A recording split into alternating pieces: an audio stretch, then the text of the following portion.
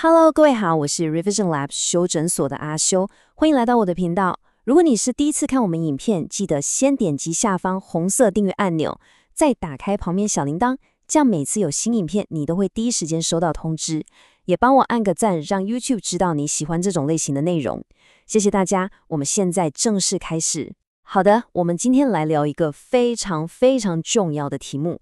大家平常都在担心说 AI 会不会取代我的工作？但你有没有想过，这个问题其实可能只说对了一半，因为在 AI 真正淘汰掉你的工作之前，它可能正在用一种我们看不见的方式，一步一步地淘汰你的大脑。这听起来是不是有点夸张？但你先别急着否定，因为等一下我给你看的最新研究跟数据，可能会让你从根本上重新去思考我们跟 AI 之间的关系。这场变革它影响的远不只是我们的饭碗，更是我们身为人类最核心的思考能力。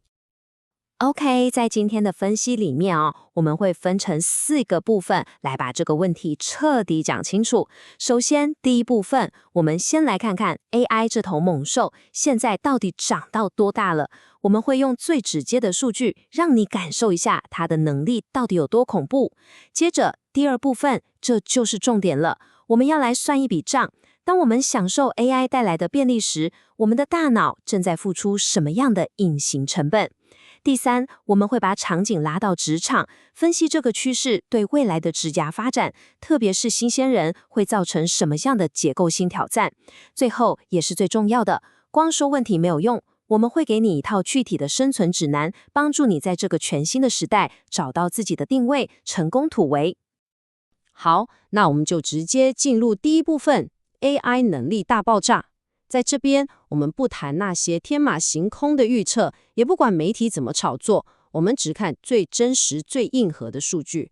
准备好了吗？我们来看第一个数字，86分。你看到这个数字，可能没什么感觉，对吧？但如果我告诉你，这是在台大资工系被公认是大魔王等级的必修课——资料结构与演算法的期末考成绩，而且考这张考卷的学生叫做 GPT-4 呢？这门课的学生，你要知道，很多都是从高中就开始打程式竞赛的顶尖好手，甚至里面还坐着奥林匹亚金牌得主。结果 GPT-4 拿下的这个86分，已经轻松超越了班上一大半的人类高材生。这代表什么？这代表 AI 现在的实力，它已经不只是一个帮你写作业的工具了，它本身就是一个学霸。但更惊人的还不是这个分数本身，重点来了，你看这张图，它的进步速度才是最可怕的。时间我们拉回到2023年初，当时的 GPT 3.5去考一样的事，大概只能考个40分，是会被当掉的程度。结果到了年底，升级版的 GPT-4 就进步到了65分，算是勉强及格。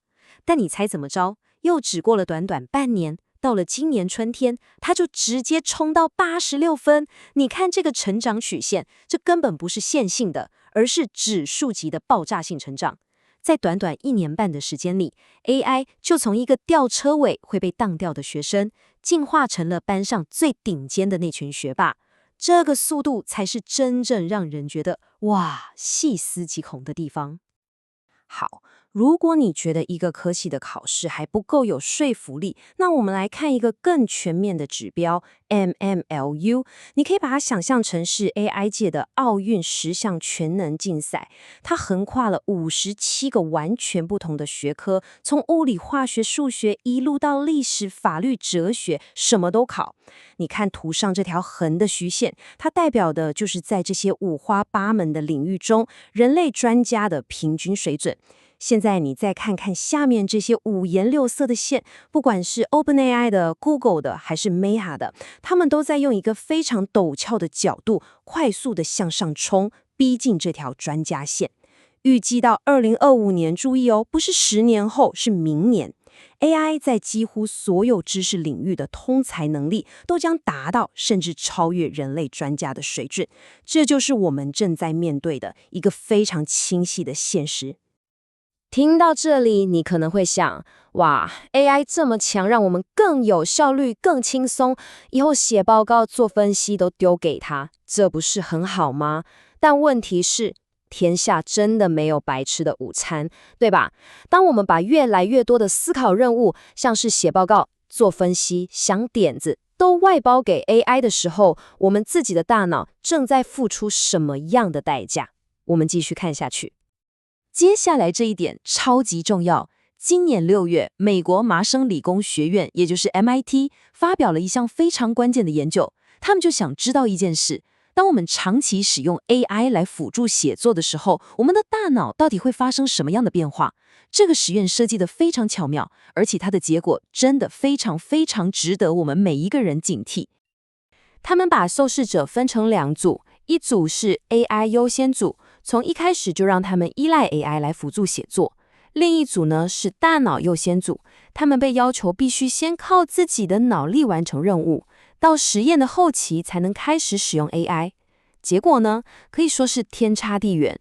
长期依赖 AI 的那组人，他们的大脑扫描显示，跟思考相关的区域活跃度明显比较低。这就像什么？就像你的肌肉如果一直不锻炼，它就会萎缩一样。更糟的是，他们事后很难记住自己刚刚写过的内容，因为在潜意识里，他们会觉得，那不是我做的。反过来看，先用大脑思考，把 AI 当辅助工具的那一组，他们的大脑神经连结更活跃、更广泛，记忆力也明显更强。这个实验证明了一件最重要的事：你使用 AI 的顺序会根本性的决定你的大脑是变得更强还是更弱。这项研究最后的结论真的非常令人警醒，我直接引用原文。长期追踪之后，就发现用语言模型的这些受试者，他在各方面的表现都比只用大脑的要来得更差。你没听错，是各方面。这不只是写作能力而已，而是整体的认知表现都下滑了。这就像我们现在开车，是不是都习惯了用 Google Map 导航？结果很多人渐渐就失去了自己看地图、认路的能力。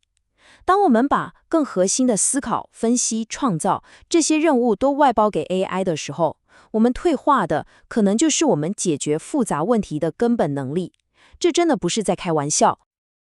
大脑的问题很严重，但让我们回到更现实的层面，你的职涯发展。很多人现在最担心的就是自己会不会被 AI 取代。但其实 AI 对你职涯的第一个冲击，可能不是直接开除你这么粗暴，而是更隐蔽也更麻烦的。它正在把你往上爬的梯子一阶一阶的拆掉。这是什么意思呢？我们继续看下去。我们想一下，传统的职涯路径是怎么样的，对吧？不管是哪个行业，律师、会计师、工程师还是行销，大家都是从一个初阶的职位开始，做一些比较基础、重复性高的工作，像是在律师事务所帮忙整理卷宗，在会计师事务所对账，在科技公司写一些简单的测试脚本。然后在这个过程中，你慢慢累积实战经验，学习产业知识，建立人脉，蹲个几年的马步，你才能晋升到需要更复杂判断力的中高阶职位。这是一个很自然的成长阶梯，对吧？但是现在 AI 来了 ，AI 最擅长做什么？就是那些有固定流程、重复性高，但又需要一定专业知识的单一领域工作。这不就正好是我们刚刚说的所有白领工作的初阶入门任务吗？所以 AI 的第一个冲击就是把这个职涯阶梯的第一阶给整根抽掉了。这就产生一个非常巨大的问题，当这些基础的岗位都被 AI 自动化之后，刚毕业的年轻人要去哪里累积他们成为资深专家所需要的宝贵经验？这个成长的路径就这样硬生生的被打断了。这真的不是危言耸听哦，数据已经证实了这个趋势。最新的报告显示，在美国，白领的入门工作，像是初级分析师、法务助理、文案撰写这些职位，已经减少了13%，而放眼全球，这个数字更是高达21%。这背后代表的不只是冰冷的数字，而是整个世代的年轻人，他们踏入职场、学习成长的第一步，正变得越来越困难。过去那种理所当然的学徒制、师徒制正在快速的瓦解。你可能觉得这还很遥远，我跟你分享一个就发生在台湾的真实案例。今年有位台大教授去参访国内一家颇具规模的企业，他发现这家公司内部已经正式设立了好几个 AI 员工。这个 AI 不是一个软体而已哦，它跟真人一样，有自己的员工编号，有办公室座位，有分机号码，还有专属的 email。公司的其他真人员工如果需要他帮忙处理报告或数据，就直接写 email 下指令给他，他就会自己排程完成任务，然后把结果回报给主管。这件事情现在就在台湾发生。初阶工作被取代，真的不是未来式，而是现在进行式了。好，讲到这里，我知道大家可能会觉得有点焦虑，大脑会退化，职涯阶梯又消失了，那到底该怎么办？别担心，光说问题不给解法，不是我们修诊所的风格。接下来的第4部分就是今天的重头戏，我们要谈的解决方案。我们不是要抵抗 AI， 也不是要害怕它，而是要学会如何跟它共存，甚至驾驭它。这就是你的 AI 时代生存指南。生存法则第1条就是引导下的 AI 使用，这直接对应到我们前面讲的 MIT 研究，关键就在这个公式：大脑优先 ，AI 辅助。意思就是在学习一个新技能或新知识的初期，你必须刻意的禁止自己使用 AI， 强迫你的大脑去思考、去挣扎、去建立最基本的肌肉记忆和神经连结。比如说，你今天想学 Python， 那前1000行程式码，你必须自己一个字一个字敲出来，自己去 debug， 去撞墙。等到你对语法逻辑有了扎实的基础之后，你再开始用 GitHub Copilot 这样的 AI 工具，把它当做一个放大器、一个加速器来提升你的效率。这个顺序绝对不能搞错。第2条法则是成为你领域里的 AI 指挥官，而不是 AI 执行者。这到底是什么意思？我举个例子你就懂了。一个行销人员，如果他是执行者，他会跟 AI 说：“嘿，帮我写一篇关于新产品的文案。”但如果他是指挥官，他下的指令会是分析我们过去3个月转换率最高的文案结构，锁定25到35岁的女性受众，用活泼但专业的语气生成5个不同版本的 A/B 测试文案，并且要强调产品的环保特点跟永续材质。你看，差别就在这里。指挥官负责定义策略、设定框架、判断品质，把 AI 当成一个能力超强的实习生来用。最终的策略判断和品质把关仍然在你手上，这才是价值的所在。最后，也是我认为最关键的1条法则，成为一个跨领域整合者。我们前面说了， AI 最容易取代的是单一领域的专家，那要怎么不被取代？答案就是不要让自己只懂一件事。AI 可以是一个顶尖的程式设计师，也可以是一个顶尖的文案写手，但他很难同时扮演好一个既懂技术可行性，又懂市场需求，还能洞察人性的产品经理。这种需要戴上不同帽子，在技术、商业和使用者体验之间做取舍跟判断的能力，正是我们人类在 AI 时代最核心的价值所在。你的任务不再是把单一技能磨到100分，而是要在2-3个相关领域都达到80分，然后把你独特的整合能力变成别人无法复制的护城河。所以，我们把所有线索串起来，未来的工作形态会是什么样子？这张投影片给了一个非常好的想象。未来的每一个知识工作者都可能像一个 AI 团队的主管。你的团队成员是谁？就是各式各样的专业 AI 工具，一个负责写程式，一个负责做设计，一个负责分析数据。而你的工作就是定义最终的商业目标，拆解任务，下达精准的指令，然后整合所有 AI 的产出，交付最终的成果。企业用1个人的薪水买到的是过去一个5人团队的产能，这就是即将到来的未来。